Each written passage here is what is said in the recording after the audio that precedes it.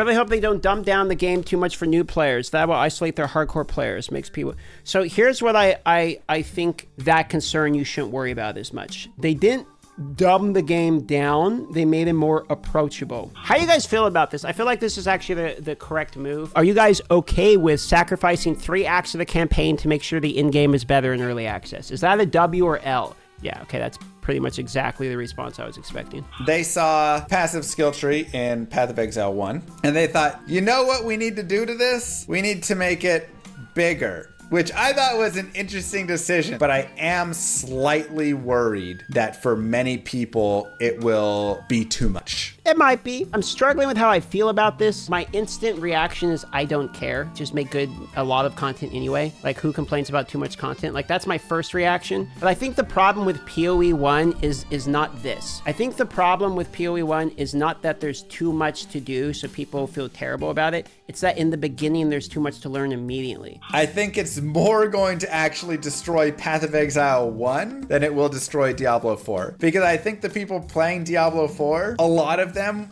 will find this game too complicated. Try not to mention Diablo. Job impossible. Congratulations on making it one more day closer to Path of Exile 2 being released. Today we have some drip-fed content fed to us straight from Twitter with one of the most, may I say, dog shit takes I've seen in a very long time. Look at this. Stalker 2, Heart of Chernobyl, has almost single-handedly saved 2024 from an absolutely rubbish year for gaming. You got to stretch the font out on this one because how a stupid take this is. And people wonder why gaming journalism gets memed on. This year we had Power World, Helldivers 2, Dragon's Dogma, Elden Ring DLC, Balatro, Dragon Ball Z, Sparking, Metaphor, Space Marine, The First Descendant, and of course Path of Exile 2. Yeah, I don't know what PC Gamer's on with this take.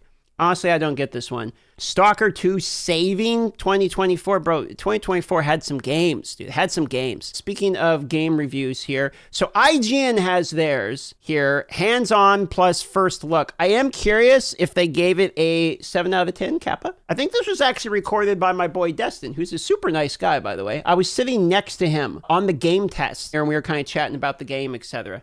I've been lucky enough to play it a few times now. I grow more confident that it's going to be special. The end game awaiting you after campaign completion promises a lot of exciting new ways to power up your build. I got a small sneak peek at some of those end game chases as part of a... Yeah, look at that. Okay, so I'm surprised. Well, I'm shocked they're allowing all this footage to be shown. This is the Doriani, I believe, lieutenant boss before the Pinnacle. Like, they're actually showing some of the Giga bosses here. I guess, spoiler warning, maybe. They might actually be showing some of this, so just a heads up. This is the first footage I've seen of someone able to post the presentation footage of, we did see them present the in-game. They had gameplay, like live gameplay of them fighting Pinnacle boss, etc. So this is actually the first time I've seen this footage be allowed to be shown. While I didn't get hands-on time with it, Rogers took us through the endgame challenges, including a massive world map to be cleared and endgame activities that they think players will keep coming back to for hundreds of hours. Keep in mind, this is just the first endgame mode, which on its own seems like it would be able to provide hundreds of hours of fun challenges. I also got a Or if you're like me, 0, because you don't want to play Sanctum. Just to be fair, I don't... Okay, Sanctum enjoyers, show yourself. How many of y'all are Sanctum enjoyers? Can I get an 07 from Sanctum players? How many of y'all? Okay, so we have some Sanctum enjoyers. Yeah, and then where are my Sanctum haters at? How about my Sanctum haters? Because I'm among the Sanctum hater category, to be quite honest. All right, so I mean, there's equal footing on both sides here. The rewards for these systems included a new gem system for your weapons and armor and passive skill tree, the latter giving you the ability to socket unique gems into the tree that give you enhancements to anything unlocked in the vicinity of the socket. I love that. I think this is such a good change that you actually have the jewels be like you're going to get them as opposed to like you have to make the decision to get them. It makes it more obvious. It makes it where people would decide to engage with and actually learn this as opposed to just basically avoiding it. Like I avoided jewels for a while because I feel like I'm already learning the rest of the game. But because you're going through it, you're like, oh, what's this? Oh, I have a jewel socket. I guess I'll learn jewels now. Like that's honestly a good decision to do. Things that are not forcing players, but I would use the word encouraging players to push towards learning new mechanics, I think is quite important. I think this also is another something they're doing with the Atlas tree, like I mentioned before, where like the Atlas tree can do all of them. I think what happens in Path of Exile 1 a bit is if you're a newer player and you learn one mechanic, you might be prone to sticking to that mechanic for a while, or at least for the full league, because maybe you don't want to unlock the other ones or learn new other things. So you like min-max into one mechanic, and let's say you just learn Expedition, just to pick a random one. The next league, you're probably more prone to learning Expedition again, because maybe you want to learn like a new class, a new build, something. So you're like, I don't want to learn a whole new mechanic and a whole new class. But now Path of Exile is kind of like choosing to make it where you can actually do all of it. So again, they're not really like hand-holding, but they're pushing you in the direction of actually learning more of the mechanics by like making it, they're removing some of the barriers to entry, but not necessarily the depth of it, if that makes sense. One note from the Grinding Gear Games team was that at the start, everything I've described is only half the content. The playable classes, number of story acts, enemies, and bosses will all double throughout the early access period, with more League sequels also on the docket for endgame content. Okay, well, a good overview from my boy Destin. I really hope they don't dumb down the game too much for new players. That will isolate their hardcore players, makes people... So here's what I think that concern you shouldn't worry about as much. They didn't dumb the game down, they made it more approachable. You don't have to make a game stupidly easy in order to make it understandable. I believe from what the things I've been talking about is that the steps they are making are the only things they're, I wouldn't say dumbing down, but simplifying, are removing parts of the game that are needlessly over the top, either complicated or unnecessary for the complexity of builds. Like, I think Flasks is probably a great example of this. You get only 2 potions now. So you might say, well, they removed 3 of our potions. Well, they have charm spots instead, which effectively lets you set the same things build-wise that you'll be able to have in potions, but without the needlessly, like, okay, let me roll all these potions. It makes it less annoying. So they removed some of, like, the annoying shit that is over the top complicated without removing the complexity of build diversity. In fact, you could argue they've actually made build diversity larger because of things like being able to have different attributes you can pick. So maybe it's a little bit easier for you to be able to get the attributes that you need for your particular build. Or weapon swaps, for instance. Now you can have weapons that are used for not only each individual skill, but you have skill tree branches, which are only for each of the individual weapon swaps. You see what I'm saying? So while maybe they removed some things, you could be like, yeah, DM, but they removed, sockets being colored. So now you don't have to chroma orb. Sure, but that actually, the chroma orb having to happen doesn't lower the ceiling of skill. It just adds another thing you have to do just because you have to do it. It doesn't, like, you explain to me the skill expression that you need to have to feel good about your character to spam chroma orbs. I would argue it doesn't exist. It's just an annoying thing. So when you remove things like that or simplify things like that, you're not dumbing the game down. You're making it more accessible by removing information that's otherwise not necessary, in my opinion. Huge. How do you guys feel about this? I feel like this is actually the correct move. Are you guys okay with sacrificing 3 acts of the campaign to make sure the in-game is better in early access? Is that a W or L? Would you have preferred for them to finish the campaign, or are you happy that they actually are going for in-game? Yeah, okay, that's pretty much exactly the response I was expecting. Everyone agrees with the in-game. Literally everyone agrees with the in-game. I could have no campaign. I actually like campaign. Are you going to speedrun through the story to get to in-game, or are you going to enjoy it for the first playthrough? I will enjoy it by speeding through the story. I'm not going to read every line. I'm not going to listen to every voice line. When I want to do a lore run, I will, but make no mistake, the beginning of the game is a race to get your character as strong as you can. Why, you might ask? Well, my job is not only to entertain the audience, but explain the games to people. So how can I explain the game to people if I'm doing the scenic route, I don't make lore videos. I don't make voice dialogue videos. I make videos related to gameplay, comedy, entertainment, and build guides on the rare occasion. Blizzard is left stunned about Path of Exile 2's huge popularity. On November 21st, Path of Exile 2 on Twitch popped off. Yeah, no shit. Look at that. Over 450,000. That's basically 500,000 live viewers. 500,000 live viewers on Twitch is insane. The category peaked at 475,351 viewers with 711 total channels streaming the reveal. This is absolutely massive. Now, let's look at Diablo 4 on Twitch to compare. Again, by the numbers. On that day, their peak viewership was 23,217. That's pretty good for a mid-season stream and a preview of Season 7. However, what I think is more interesting is... You can't try to hype me up about it, Talkative, and show me fucking Sanctum. This is a boner killer of a league for me. Diablo 4 viewership peaked on May 31st, 2023, with 941,488 viewers on Twitch. Almost immediately, it trails off and has never recovered. Funnily enough, if you compare Path of Exile to Path of Exile 2 on Twitch, this does not happen as it Okay, look, as content creators, it is super easy, and I've even used that as an example. I'm guilty of this myself. As a creator, it is super easy to look at your content creation numbers to determine the popularity of the game. I think how streamable a game is not a very good indicator of if the game's good. First of all, Old School RuneScape, one of the most popular MMOs of all time, still is and still growing.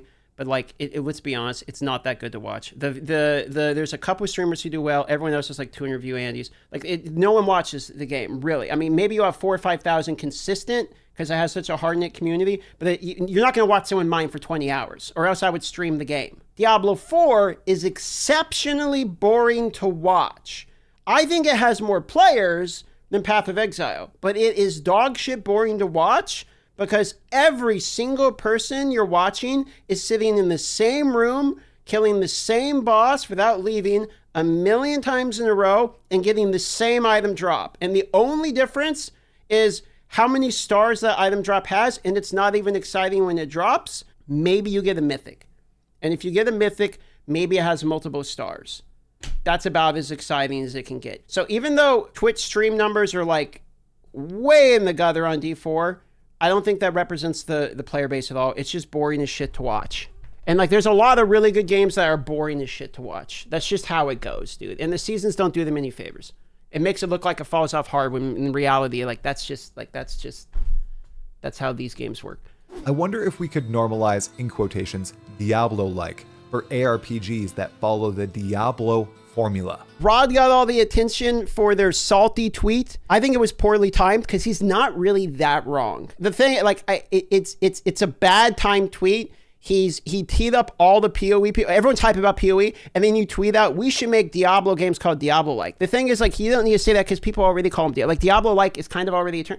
PoE has already said that it's inspired off Diablo 2. We've been calling PoE Diablo-like for almost a decade. What's even the issue here? See, that's what I'm saying. Okay, like, I actually agree with that. People use the term Diablo-like. That's why I'm saying the base tweet is not really that far off. Like, I think most people kind of like understand his point. ARPGs are, what they call now, they're like Diablo-like is a subsection within ARPGs, but the way he tweeted it made it look like he's dunking on PoE and being like, we invented this. Hey, Darth, quick question about PoE 2 since you've tried it. Does the gameplay feel smooth and snappy like D4, or is it slower? What was your impression? It feels smooth. It feels good. I don't have negative impressions of the PoE 2 gameplay that I have experienced. I think that the class I am playing in particular, I play Warrior, is definitely more prone to slower casts. There are some moves that I think take like upwards of 2 seconds to cast. Big meme, I know, but like they're very slow. Obviously, you can take attack speed. But my character is, not only Z DPS, but also Z attack speed. So I had two-handed maces and was attacking slowest, which is actually a little bit frustrating in some scenarios because I am getting hit and like my animations are getting kind of like canceled. But it does feel good. I am careful around my wording of saying it feels slow because I feel like there's connotations with the word slow that people immediately think bad. Like they hear slow and they mean bad, but really what people mean when they say slow is slower than end-game PoE 1. That's typically where that is being mentioned. And so because of that, yes, my experience of the game was slower than Path of Exile 1's in-game. But I was literally playing the intro to the campaign on a slow class with no attack speed ramping. Like, it's like saying that, you know, a Camry is a slow car because you're comparing it against like a turbojet fighter. Like, it's just like, okay, like you're right in comparison, yes, but like we're completely comparing opposite sides of the spectrum here. So it's kind of a disingenuous comparison. So this is Mr. Llama's take on Path of Exile 2. Now, Mr. Llama does not pull punches. So this should be a good meme. Today, I want to break down the Path of Exile 2 announcement video. It was extremely well done. They blew it out of the water. They put Diablo 4 to shame a little bit in terms of all of the content, all of the preparedness with all the pieces. And that's not to say anything against the devs of D4 there. Holy shit, 35 seconds in the video, D4 mentioned. Try not to mention Diablo, job impossible. When I sit down and talk with the developers of Path of Exile 2, you know, they're just like gamers, like really gamers. This is exactly what I was saying yesterday, what convinced me to like have faith or hopium, whatever you want to call it, in the game before launch was the fact that talking to Jonathan off camera put an insane amount of belief in development of the game. He's basically saying exactly what my opinion is also. It's the same thing. Like, you have faith in the dudes themselves. In terms of the passive skill tree, they saw passive skill tree in Path of Exile 1, and they thought, you know what we need to do to this? We need to make it bigger. And so that's what they did, which I thought was an interesting decision. Yeah, it's larger. I see some people are not happy about being larger. It's larger, but it is easier to understand. So while the passive tree is technically, I guess, physically larger, that doesn't mean it's more complicated. In Path of Exile 1, you're going to have strength nodes, int nodes, dex nodes. In Path of Exile 2, it is just stat node. You get to choose what stat it is. This is also nice because of the variety of the classes. So if you want to be like a mercenary that uses melee, or in the example of the Slam Chronomancer that Jung was talking about, which I think is like super smart, then you want to be able to choose that you can pick strength as a mage. You might think it makes it, oh, well, now classes are opened up to more potential, so it's more complicated. It's actually not more complicated. It gives you more options, but it's simpler to build. So it's the best of both worlds. It's simpler to be able to make the concept that's in your head happen because of the decisions made. But they also did something which I thought, this is one of my favorite things actually in the game, is they have weapon specialization within your passive tree. So what that means is you actually can have 2 different loadouts, and then based on which weapon you're using, based on the, you have your weapons and the different skills that you're using. So when I use this skill, I can assign it to use a bow. When I use this skill, I can assign it to use a wand, right? On my weapon swap or whatever. It will actually swap your entire tree to whatever that item is. I'm sitting here thinking about weapon swap. So in PoE 1, I don't think I ever interacted with weapon swap in a meaningful way. I think the only example of this would have been swapping to start Rampage with the unique axe that I'm forgetting the name of in the beginning, and then swapping back to use my primary axe. I don't think I ever actually used weapon swap in PoE 1 for any notable reason otherwise.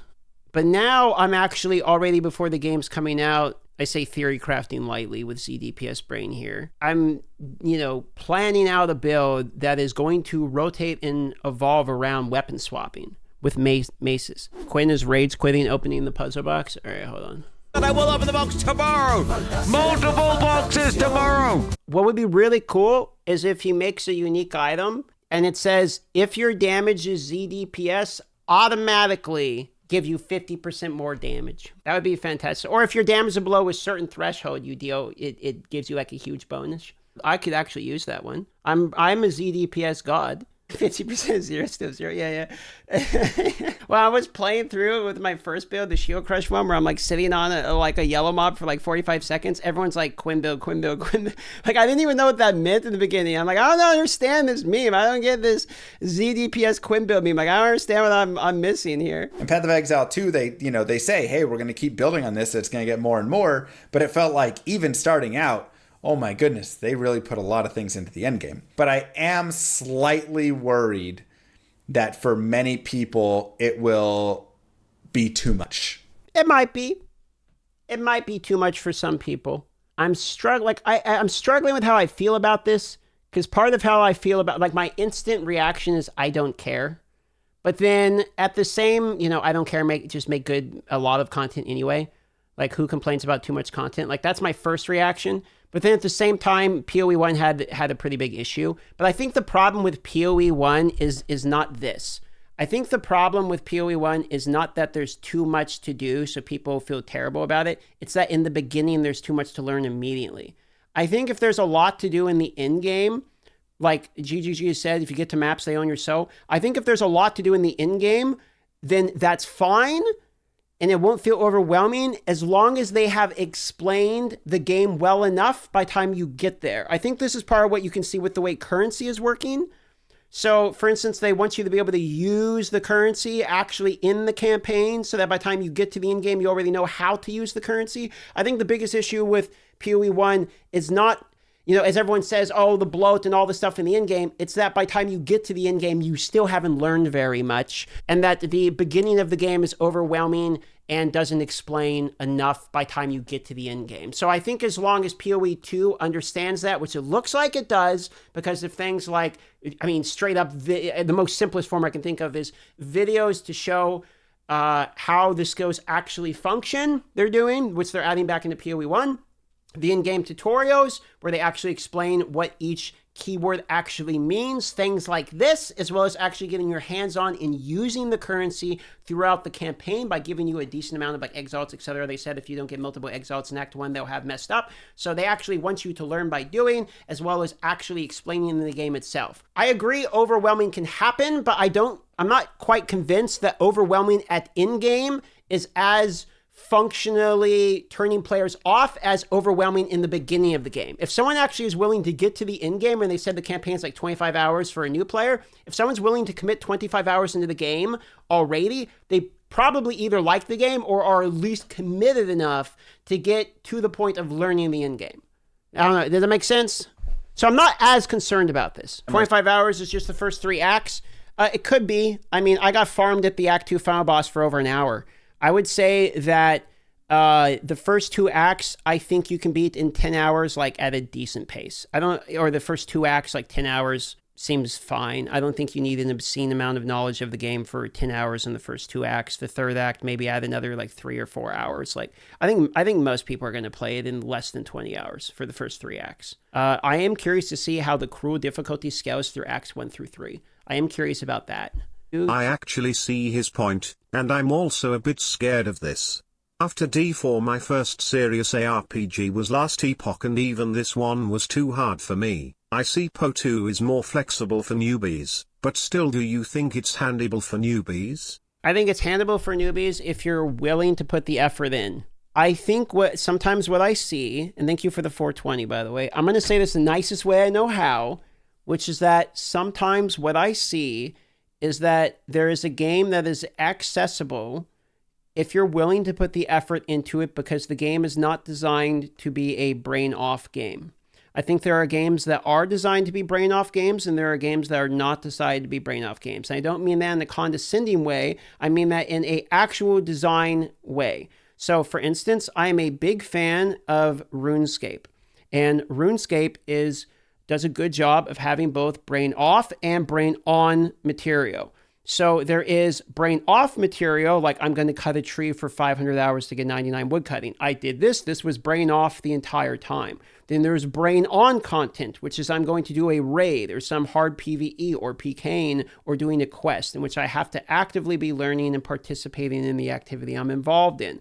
I think Path of Exile has brain off and brain on material, meaning that your brain off is when you're just spamming maps to get currency. the brain on is when you have to build the character to be strong enough to be able to spam the maps and get the currency. So I think if you're concerned about, is it newbie friendly? I would say yes, it is newbie friendly, because eventually you're going to have to not be a newbie. A lot of these games are newbie friendly because you can learn it.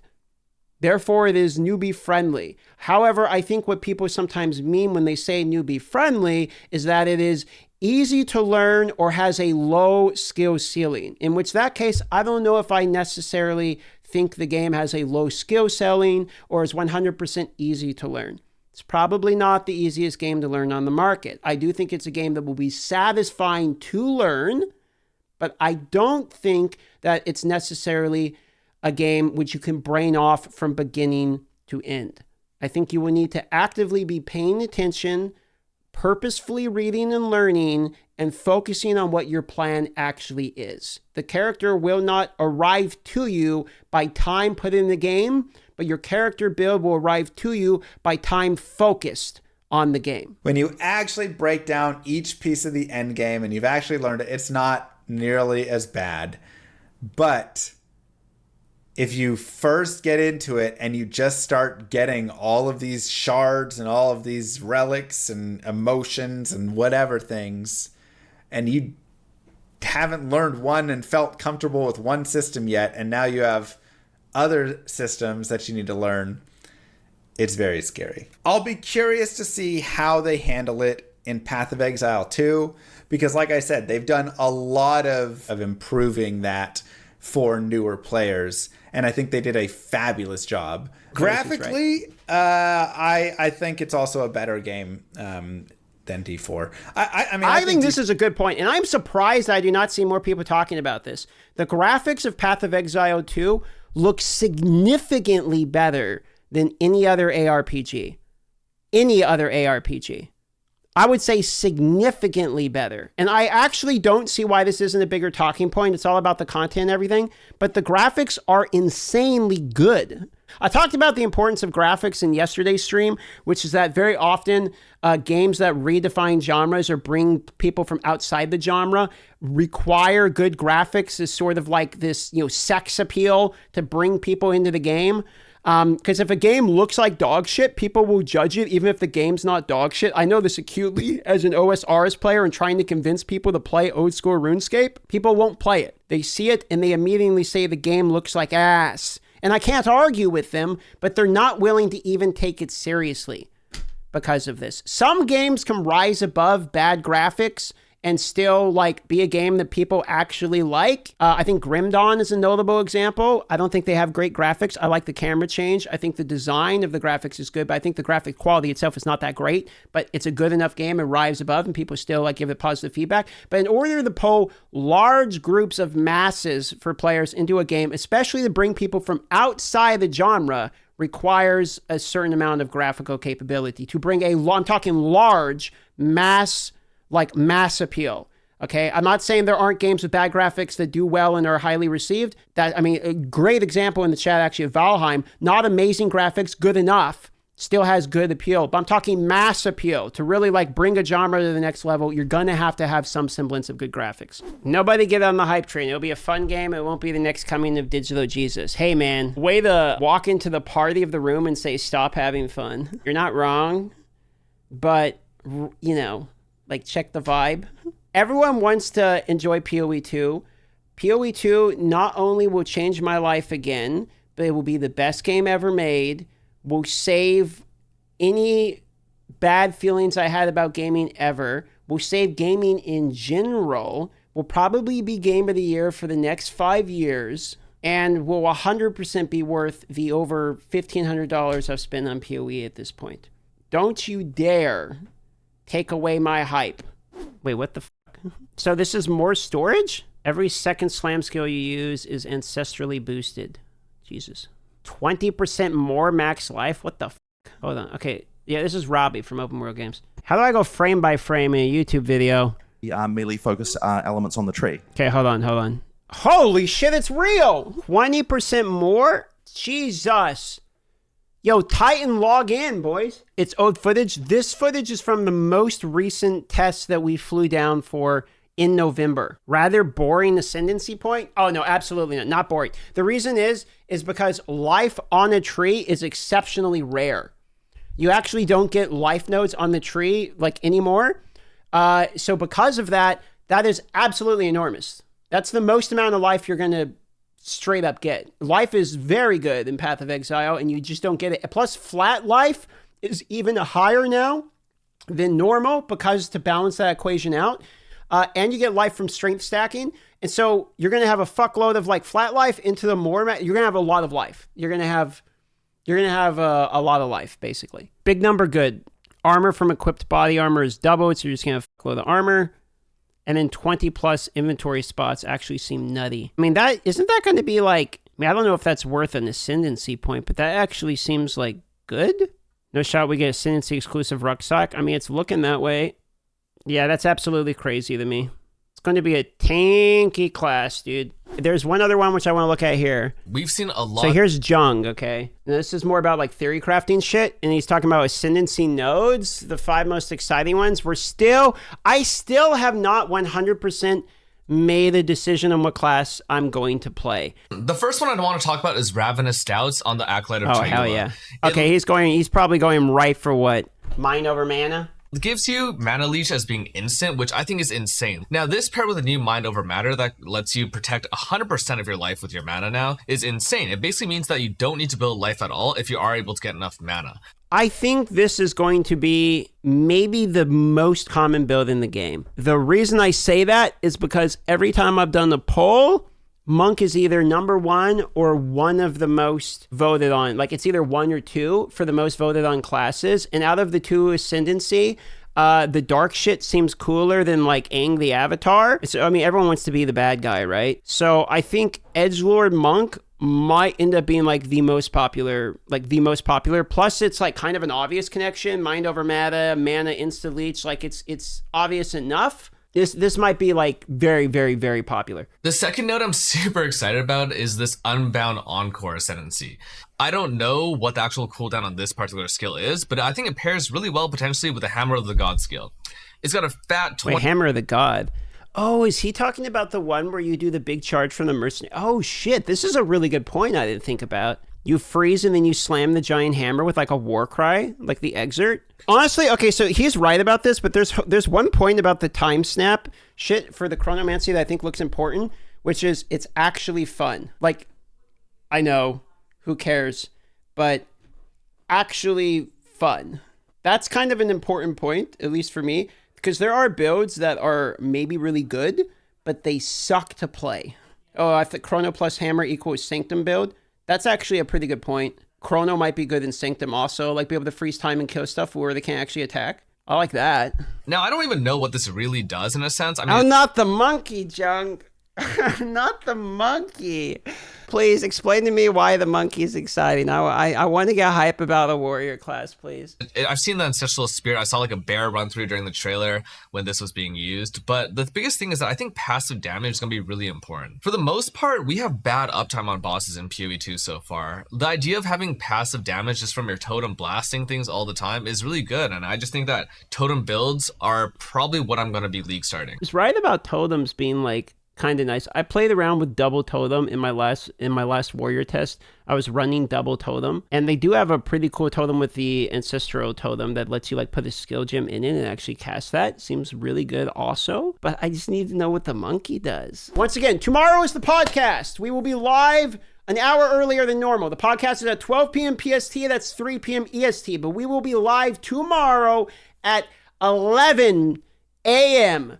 PST to prepare. Put your guys' questions from Twitter, put your guys' questions from chat, and just kind of prepare in Jimro for that. Highly recommend you do not miss this one because it's going to be the first Path of Exile 2 live interview since the release of the reveal. All right, with my co-host Ghazi, we will be live at least an hour early to prepare. I might even be live 2 hours early to prepare because we'll get all the good questions, etc. Thanks for coming by, boys. See y'all tomorrow. Make sure you leave your questions on Twitter. I'll poll from there first, and then we're going to poll from the chat, as well as there will be a portion for both of those. Love you all. Thanks for watching. Have a wonderful evening. See you tomorrow